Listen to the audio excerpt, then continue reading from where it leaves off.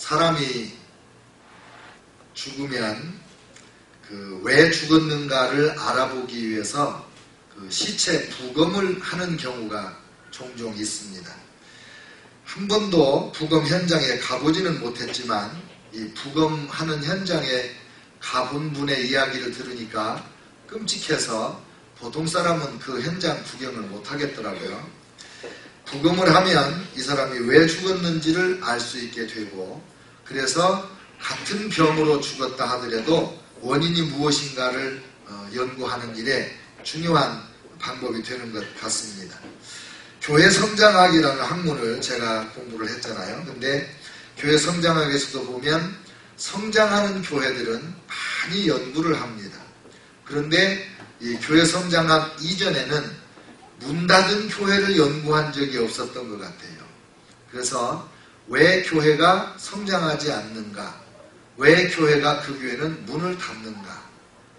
왜 교회가 쇠퇴하는가? 이 쇠퇴하는 교회, 문 닫는 교회, 이런 교회들을 연구를 해요. 그거를 교회를 부검을 하는 거예요.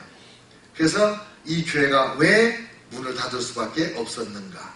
그래서 이제 지금 교회가 성장하지 않는 교회가 절대 다수로 많으니까 그런 요인들을 분석을 해서 각 교회가 그런 요인들을 배척하고 성장할 수 있도록 활성화시켜주는 그런 공부를 하는 거겠지요.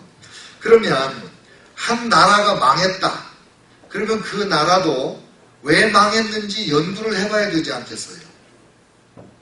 시체를 부검하듯이, 문 닫은 교회를 부검하듯이, 한 나라가 망해버렸으면 그 나라가 망한 이유도 분석을 해봐야 될 거 아니에요. 우리 500년 고려 왕조가 망하고 또 500년 2조 조선 왕조가 망하고 그 다음에 다시 이렇게 나라가 섰는데 지금 이 나라가 흥한 길로 가고 있는지 망할 길로 가고 있는지 망한 나라들의 역사를 살펴봐야 되지 않겠어요? 오늘 이제 열왕기상, 열왕기하 강해를 벌써 1년 넘게 했는데 오늘 열왕기하 강해의 마지막 장이에요. 그래서 오늘은 이 열왕기하를 쓴 이유와 목적과 함께 열왕기하에서 남쪽 유다가 멸망하는 마지막 비극적인 장면을 우리가 함께 살펴보려고 하는 거예요.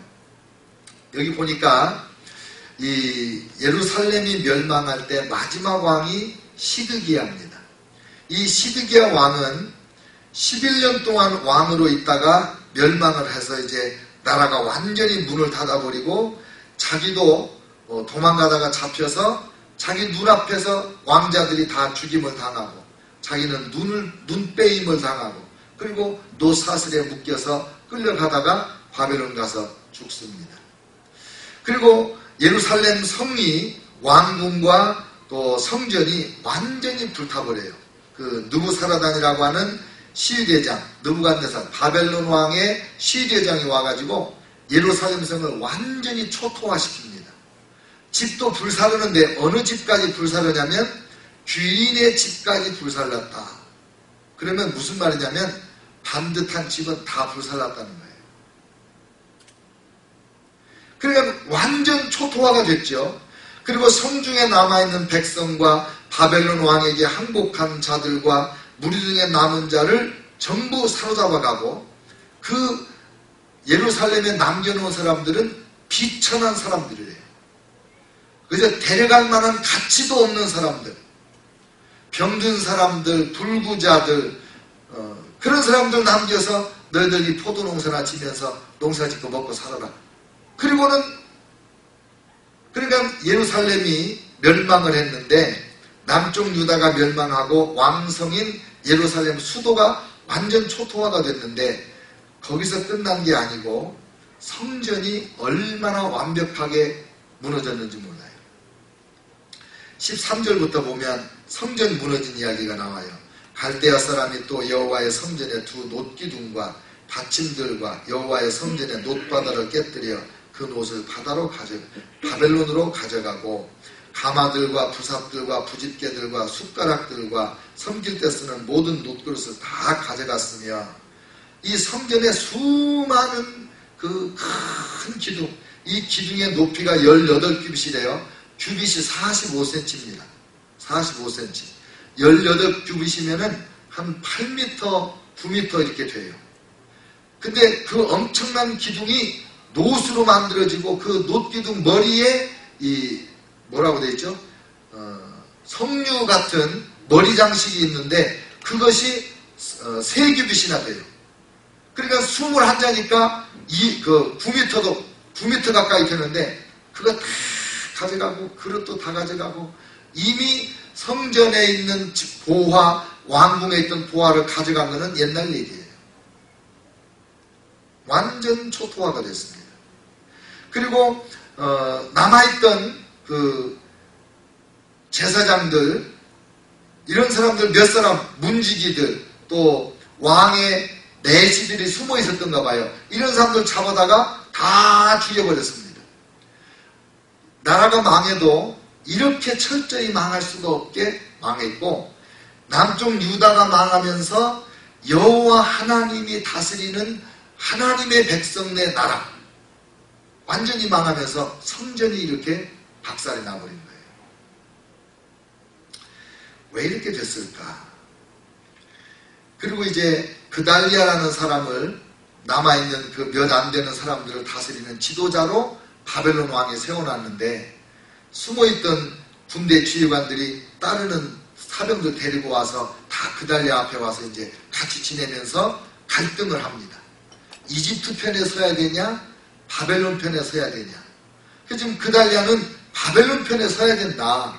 근데 이 다른 사람들은 이집트 편에 서야 된다고 하다가 결국 이 그달리아를 죽이고 이집트로 피난을 가버려요. 완전히 나라가 망해버렸어요.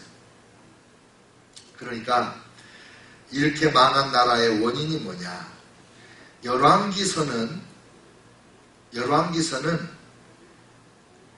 이스라엘과 유다가 망한 그 망한 나라를 분석한 부검 보고서예요. 무슨 뜻이냐? 이 열왕기를 쓴 거는 왕이 살아있을 때 쓴 것이 아니고 BC 586년에 남쪽 유다가 망해가지고 북쪽 이스라엘은 BC 720년에 먼저 망했고 그 다음에 586년에 남쪽 유다가 망해가지고 이스라엘이 완전히 망했어요. 그리고 포로로 바벨론에 잡혀간 사람들이 있었는데 BC 538년에 예레미야가 예언한 대로 포로로 잡혀간 백성들을 예루살렘으로 돌려보냅니다. 그러면서 하나님께서 예루살렘을 중건하고 성전을 지으라고 했으니 그 백성들은 다 와서 돌아가라. 왕이 조서를 내리고 명령을 내렸거든요.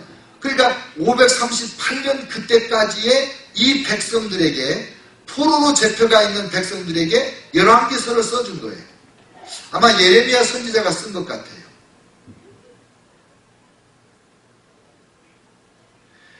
나라는 망해서 바벨론으로 포로로 잡혀와서 비참하게 살고 있지만 너희 나라가 왜 망했는지 아냐?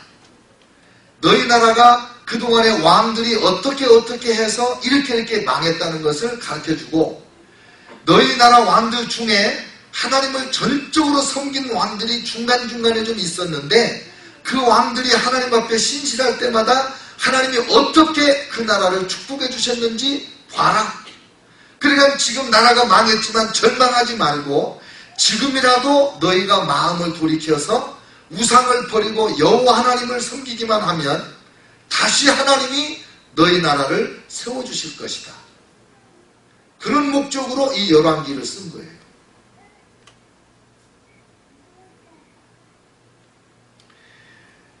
여러분, 이 열왕기는요, 그러니까 BC 586년에 망했는데 그때로부터 한 20년 지난 뒤에 아마 쓰여진 것 같아요. 포로들을 위해서 쓴 거예요. 그리고 하나님께서 모든 나라의 흥망성쇠를 주장하신다. 그거를 보여주는 거예요. 잘 들어보세요. 이스라엘은 지리 정치적으로 아주 복잡한 위치에 있다고 그랬어요. 지난주에 말씀드렸죠. 우리 한국과 같이 강대국에 끼어 있단 말이에요. 북쪽에는 아시리아, 그 밑에는 바벨론, 그 이쪽에는 이집트, 여기 중간에 끼어 있단 말이에요. 이스라엘이. 그런데 이스라엘 나라가 강성할 때가 언제예요? 최고로 강성하고 부국했을 때가 언제입니까? 솔로몬 때예요. 다윗왕 후반에 솔로몬 때 최고로 번성했어요. 근데 그때는 아시리아가 너무 형편이 없었어요, 나라가. 그리고 바벨론은 그때 새로운 제국이 생겼는데 바라볼 것도 없었어요. 눈길도 안 줬다고, 솔로몬은. 그리고 이집트는 오래된 나라고 강대국이었는데 이스라엘 나라가 번성할 때 이집트는 맥을 못 추고 있었어요. 맥을 못 쳤어요. 그러니까 하나님의 백성들이 하나님을 잘 섬기니까 이스라엘 나라가 강성해지고, 강성해봤자 땅도 좁고 인구도 적어요. 그런데 이 작은 나라가 강성해질 때는 주변 국가들이 넘볼 수 있는 힘이 없어요. 근데 이스라엘 나라가 하나님 앞에 우상 숭배를 하고 죄를 지으니까 먼저 아시리아가 강해지는 거예요. 그래서 점점 강해지던 아시리아가 북쪽 이스라엘을 삼켜버렸어요. 그때도 비극적으로 사마리아가 북쪽 이스라엘의 수도잖아요. 그때 백성들을 아시리아로 다 데려가고 일부 남겨놓고 또 아시리아 사람들을 이주시켜가지고 강제로 혼혈을 만들어서 사마리아인을 만들어냈잖아요. 반쪽 유대인, 반쪽 이방인. 그렇게 비극적으로 나라가 망했는데도 남쪽 유다가 하나님 앞에 바르게 살지 않으니까 하나님이 마침내 남쪽 유다도 멸망시키시고, 그리고 이 성전이 완전히 붕괴되도록 하나님이 내버려 두신 거예요. 이스라엘이 강하면 주변국이 약해지고, 이스라엘이 악해지면 주변국이 강해지는 거예요. 그래서 예수님 시대 이후로 지난 2000년 동안 교회 시대에도 보면 그것이 똑같은 패턴으로, 똑같은 형태로 나타나고 있어요. 우리나라만 해도 북쪽이 훨씬 잘 살았거든요. 북쪽이 공장도 훨씬 많았고 북쪽의 발전소에 70몇 %가 있었어요. 대한민국 전체의 발전소가. 근데 6.25 전쟁 나고 이렇게 남북한이 이렇게 두 나라로 갈라졌잖아요. 그러고 나니까 남한에 전기도 없고 공장도 별로 없고 형편없이 가난한 나라가 됐죠. 근데 북한에 공산정권이 들어서면서 동양의 예루살렘이라고 하던 평양, 주일날은 평양 시내에 모든 상점이 문을 닫아서 완전히 교회 외에는 도시가 조용했다는 거 아닙니까? 그렇게 신앙적으로 번성했던 평양이 공산주의 국가 들어와서 예배당을 전부 창고로 만들고 목사님들 다 죽이고 남한으로 피난 가게 하고 이렇게 했을 때 북한이 지금 세계적으로 못 사는 나라가 되어 있지 않습니까? 역사가 똑같이 반복이 돼요. 중국도 지금 중국 정부가 교회를 핍박을 하는 것 같이 보여요. 그런데 어떤 면에서 보면 중국 정부가 교회를 엄청 도와주는 거예요. 교인들이 방심하지 못하도록 항상 정부가 깨어서 조금만 방심하면 잡아다 가둬주는 거예요. 그러면 또 막 금식하고 기도하는 거지. 근데 점점 중국 정부가 부자가 되고 중국 나라가 잘 살아지면서 교회에 대한 그 핍박이 약해지고 있어요. 감시도 약해지고 있어요. 감사한 일인데 한편은 걱정이 되는 거예요. 너무 쉽게 방심하게 되니까. 여러분, 또 한 가지 신기한 게 있어요.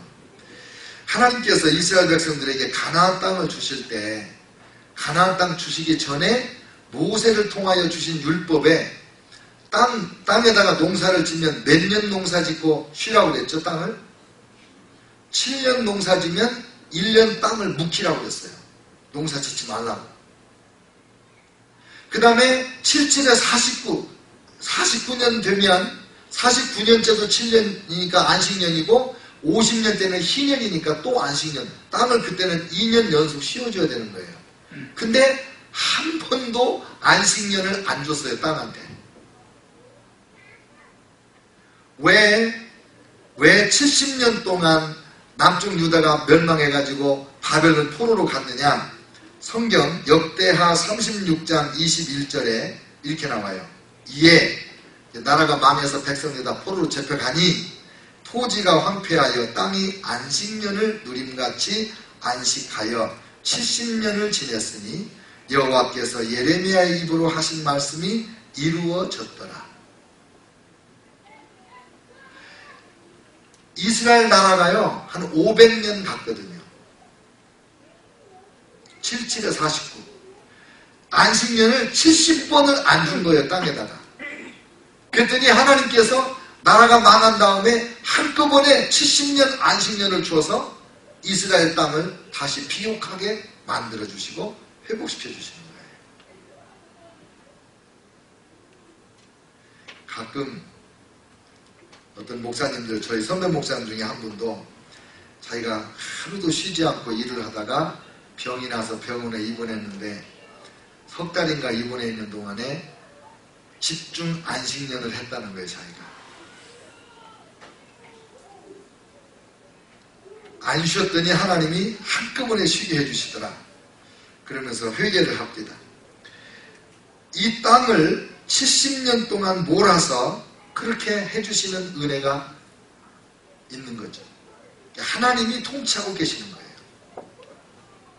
사람은 기억을 못했는데 하나님은 모세에게 말씀하신 걸 다 기억하고 있다가 그대로 지금 역사하고 계시는 거예요. 우리도 심각해요. 쉬지 않고 일하는 것이 잘하는 게 아니고 자랑이 아니고 보통 심각한 죄가 아닌 거예요. 또 한 가지 열왕기와 예레미야서를 통해서 보면 하나님의 뜻을 깨달은 바벨론 포로들이 나와요. 하나님께서 이제 뭐라고 말씀하시냐면 역대하 36장 22절 23절에 바사왕 고레스가 칙령을 내립니다. 이제 바벨론이 망하고 페르시아와 바사가 페르시아인데 내가 두 나라 뭐라고 그랬죠? 한 나라? 메데반. 하여간 이 바사왕 고레스 왕이 원년에 이제 바벨론이 망하고 두 나라로 나눠졌어요. 그 페르시아도 바사와 생각이 안 나네요, 이게 한 나라가. 근데 이 바사의 왕 고레스가 이렇게 말합니다. 바사의 고레스 왕 원년에 여호와께서 예레미야의 입으로 하신 말씀을 이루시려고 여호와께서 바사의 고레스 왕의 마음을 감동시키심에 그가 온 나라에 공포도 하고 조소도 내려 이르되 바사왕 고레스가 이같이 말하노니 하늘의 신 여호와께서 세상 만국을 내게 주셨고 나에게 명령하여 유다 예루살렘의 성전을 건축하라 하셨나니 너희 중에 그의 백성 된 자는 다 올라갈지어다. 너희 하나님 여호와께서 함께 하시기를 원하노라 하였더라. 유다가 멸망할 어간에 눈물의 선지자 예언자가 계속해서 예언한 말이 있습니다. 하나님이 이 나라를 멸망시키기로 결정을 했기 때문에 우리나라는 반드시 멸망합니다.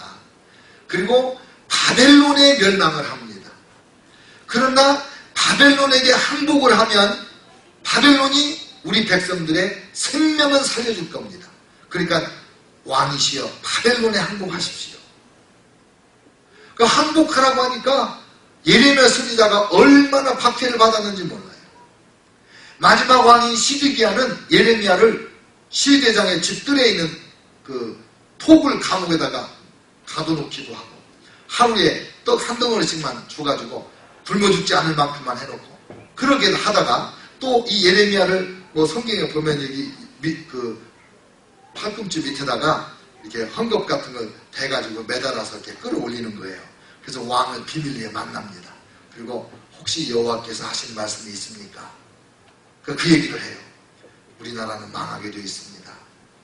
하나님이 이미 우리 조상들의 우상 숭배 때문에 우리나라 망하는 건 하나님 확정했기 때문에 거역할 수가 없습니다. 그러니까 왕은 빨리 바벨론에게 항복하십시오. 근데 스디게가 그래요. 나를 만났다고 얘기를 하지 마라.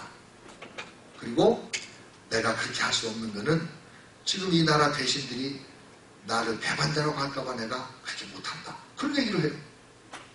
그래서 결국은 마지막 바벨론에 쳐들어왔을 때 2년 동안이나 예루살렘 성을 뺑뺑 돌아서 포위하고 있어가지고 양식이 떨어져서 다 죽게 되니까 그때 백성들이 뿔뿔이 문 열고 도망가다가 왕도 포로로 잡혀가서 이런 비극적인 죽음을 맞이하게 된 거거든요. 근데 그때 예레미야가 늘 그랬어요. 우리가 망한다. 바벨론으로 포로로 잡혀갈 거다.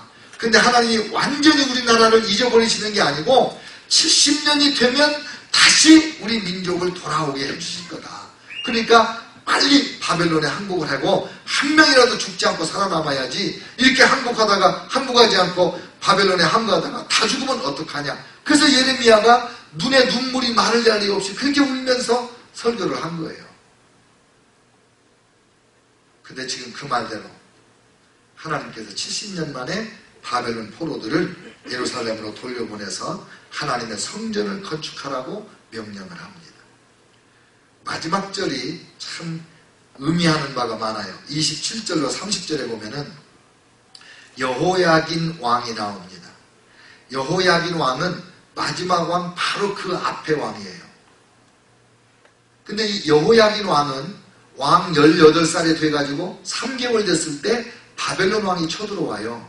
그러니까 바벨론에게 항복을 합니다. 왕과 왕비와 왕의 어머니와 내시들과 대신들과 다 데리고 나가서 항복을 했어요. 그랬더니 바벨론 왕이 이 시드기야 왕과 모든 사람들을 데리고 가요. 포로로 잡아가. 죽이질 않아요. 그리고 37년 동안을 가두어뒀었는데 바벨론의 왕 에윌무로닥이 즉위한 원년 12월 그달 27일에 유다의 왕 여호야긴을 옥에서 내놓아 그 머리를 들게 하고 그에게 좋게 말하고 그의 지위를 바벨론에 그와 함께 있는 모든 왕의 지위보다 높이고 그 죄수의 의복을 벗게 하고 그의 일평생에 항상 왕의 앞에서 양식을 먹게 하였고 그가 쓸 것은 날마다 왕에게서 받는 양식이 있어서 종신토록 끊이지 아니하였더라. 여호야긴 왕은 예레미야 선지자의 예언대로 말씀한 대로 바벨론에 항복했을 때 비록 37년 동안 옥살이를 했지만 18살에서 37년이면 55세죠. 55세 때 석방돼서 왕들 중에 높은 지위에서 바벨론 왕과 같은 상에서 밥을 먹으면서 대접을 받다가 거기서 생애를 마치게 됩니다. 무슨 말입니까? 마지막에 이 구절을 써놨어요. 열왕기에서. 여호와의 말씀, 선지자를 통해서 들려주시는 여호와의 말씀대로 사는 자는 하나님이 어떻게 생명을 보호해 주시고 축복하시는가를 기록해 놓은 거예요. 여러분, 오늘 이 말씀을 보고 우리가 지금 곰곰 생각할 일이 있어요. 지금도 한 사람의 생사화복이나 한 가문이나 한 민족이나 국가는 하나님의 주권하에 있어요. 하나님이 통치하세요. 왜 이스라엘의 역사를 이렇게 2500년이나 지난 다음에 미국에 사는 한국 사람인 우리가 이 말씀을 공부를 합니까? 하나님께서 이스라엘 민족을 통치하는 그 원리, 하나님에게 순종하고 우상을 배척하고 하나님을 예배하는 백성들은 하나님이 복 주시고 우상 숭배하는 백성들에게는 하나님이 징계하신다는 그 하나님의 통치 원리를 보여주는 책이기 때문에 우리가 공부하는 거지 이스라엘 민족의 역사를 우리가 공부하는 게 아니란 말이에요. 여러분, 우리가 이걸 보면서 우리를 돌아보는 거예요.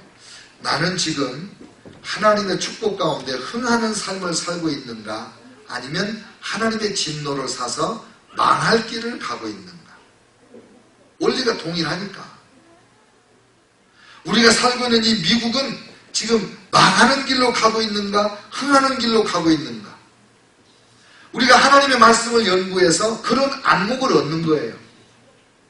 우리 대한민국이 지금 흥하는 길로 가고 있는가, 망하는 길로 가고 있는가.